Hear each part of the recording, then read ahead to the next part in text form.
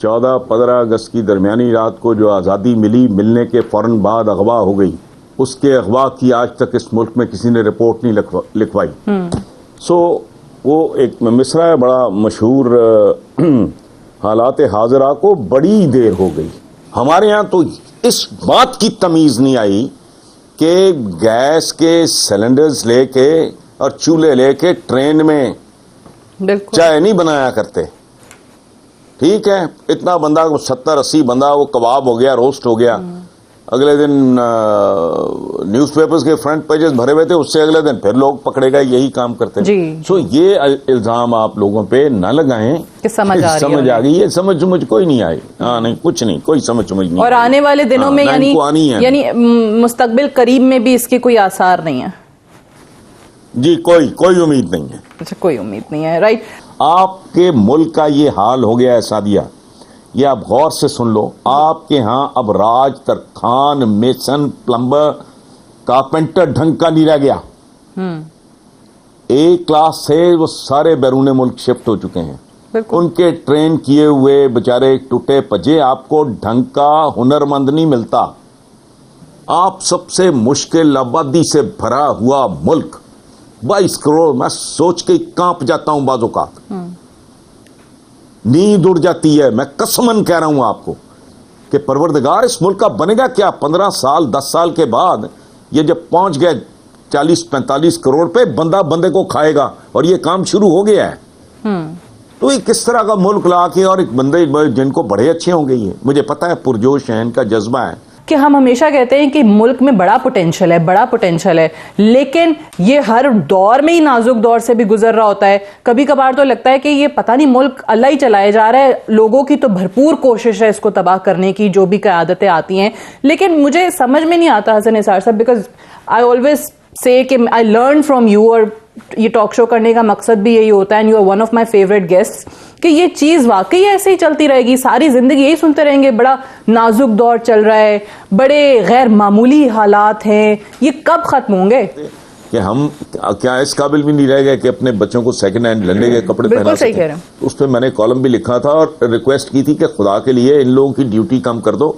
यहाँ वो एलिमेंट मौजूद है जो कहता है 17 रुपए किलो टमाटर है। ओके फाइन, उसका जवाब ये था कि यार मैं टमाटर नहीं खरीदता, खत्म। कि ये गरीब तरीन आप जो बंदा होता है, ये उसका पहनावा है, उतरन पहनने वाले लोगों का है ये। सो लोग देखें प्रैक्टिकली, हम ये एक रिवाज है, मैं खुद भी ये झक मारता हूं, कोई ऐसी बात नहीं है। हम ब्लेम करते हैं अपनी एलीट को, अशराफ और अजलाफ बुनियादी तौर पे दोनों जिम्मेदार होते हैं, और वो कहते हैं कि जो जालिम का हाथ मजबूत करता है वो इस जुल्म के इस फेल में खुद शरीक होता है। सो ताली दोनों हाथ से इस मुल्क में बज रही है, और आप कह रहे हो ऐसा ही चलेगा, तो भाई आपकी तारीख इस बात की शाहिद है कि आपने इंसाफ नहीं किया। आप हिंदुस्तान को भले ब्लेम करते रहो, आप मुफ्ती बानी को ब्लेम करते रहो, कैसे हो सकता है कि मैं अपनी औलाद में, हुक्मरान हमारे यहाँ एक कॉन्सेप्ट है ना कि माई बाप होता है, बड़े होते हैं, एल्डर्स होते हैं, मैं अगर अपनी औलाद में इंसाफ कर रहा हूं और इंश्योर कर रहा हूं तो उनके दरमियान किसी स्प्लिट का जब तक मेरा कमांड और कंट्रोल मौजूद है सवाल ही नहीं पैदा होता। तो आप जो कह रहे हैं कि कब तक कैसे चलता रहेगा, तो कब तक कैसे चलता रहेगा, जवाब है बांग्लादेश। वो बहुत बड़ा झटका था, बहुत बड़ा धचका था। अच्छा, वो एक इतना बड़ा सबक, तो और मैं तो हैरान होता हूं उन्होंने क्लेम क्यों नहीं किया कि हमारी आबादी भी ज्यादा है, पाकिस्तान तो हम रहेंगे। उनको बांग्लादेश का लफ्ज ज्यादा अच्छा लगता होगा, वरना तो नाम आपको नया रखना पड़ता।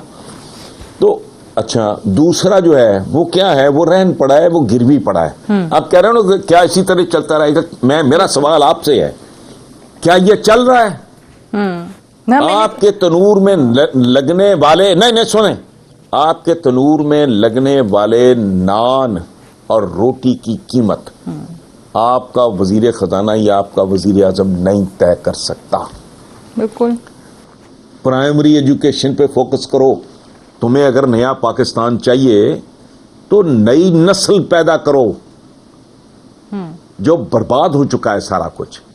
प्राइमरी एजुकेशन 5 से 8वीं जमात के दरमियान बच्चे की बुनियादें रखी जाती हैं, वो तो कचरा है।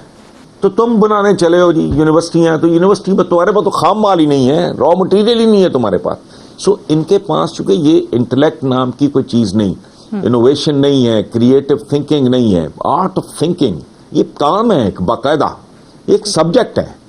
तो वो चूंकि इनोवेशन है नहीं, मक्खियों पे मक्खी मार, किसी ने उधर बता दिया वो पकड़ लिया, को आपसे सुन लिया उधर से सुन लिया कर। रियासत मदीना का मतलब है आलीशान लोगों की तख्लीक। सोना, चांदी, पीतल, ये हथियार लोहे के बनते थे।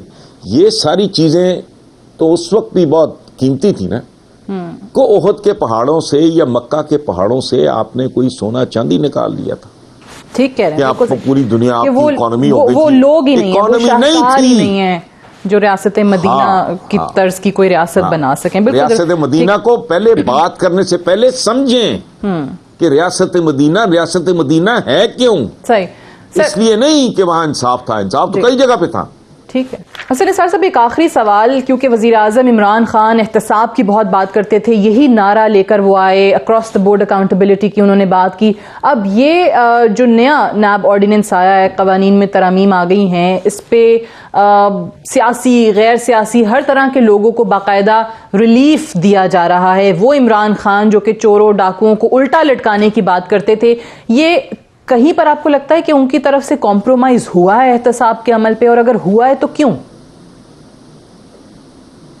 देखें, इसमें दो बातें। पहली बात तो ये है कि नाकाबिल तरमीम सिर्फ अल्लाह के कवानीन और अहकामात हैं, पहली बात। बिल्कुल ठीक। दूसरी बात यह है कि मैं नहीं जानता, सच्ची बात है, कि नैब के क्या कवानीन हैं, ना ही मैं इससे वाकिफ हूं कि नैब के उन कवानीन में जो तरामीम हुई हैं वो कौन सी हैं और कैसी हैं।